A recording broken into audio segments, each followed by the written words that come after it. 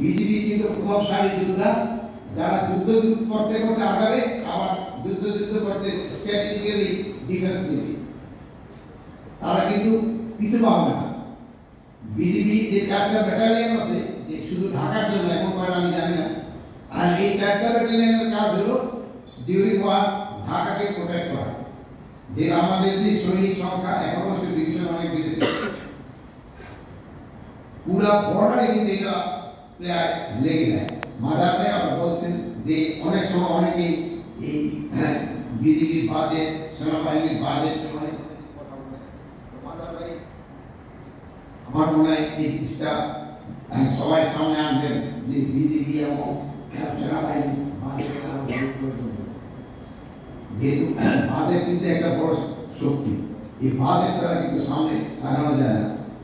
আমি অপ্রাসঙ্গিক কিছু কথা বলে ফেললাম, কিন্তু মাদার ভাই ছিল। আপনারা সবাই ভালো থাকেন, এই দোয়া করি। আহত ভাইদের পিছনে আমাদের যত টাকা ব্যয় করতে হবে, সরকারের কোষাগার থেকে ওই পরিমাণ টাকাই ব্যয় করা হবে, তাতে চিকিৎসা কোনো ধরনের প্রতিরোধ করা হবে। বাংলাদেশে বৃদ্ধিগ্রস্ত, তারা যেন এই উপরকে নতুন করে বাঁচার স্বপ্ন সাহস পায়, এই আশা ব্যক্ত করছে। আমার ভাই কবি মজা ভাই বলছেন, বিডিআরের কাজ তো ইন্টারনালে শান্তি রক্ষা নয়, তাদের কাজ হলো বর্ডারে এখন যে আমাদের একটা ছোটখাটো একটা উত্তেজনা বিরাজ করছে তা প্রতিহত করা। এই জন্য উত্তরে আমি বলছি, সকালে কিন্তু বিজেপির বিক্ষোভজনিত আন্দোলনকেও বিজেপি দায়িত্বশীল ভূমিকা পালন করেছে।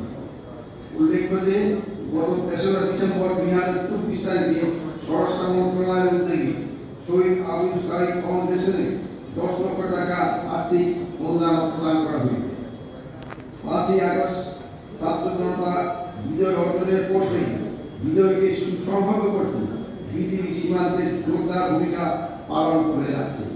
জানি না আসনাদ বলবেও কতটুকু চলে, ফরহাদ বলবেও কতটুকু চলে, সার্জিস বলবেও কতটুকু চলে, আমার ভাইরা বলবে ওনারা সাংবাদিক ভাই বোনেরা, আপনারা যারা অল্প সময় ব্যবহার করে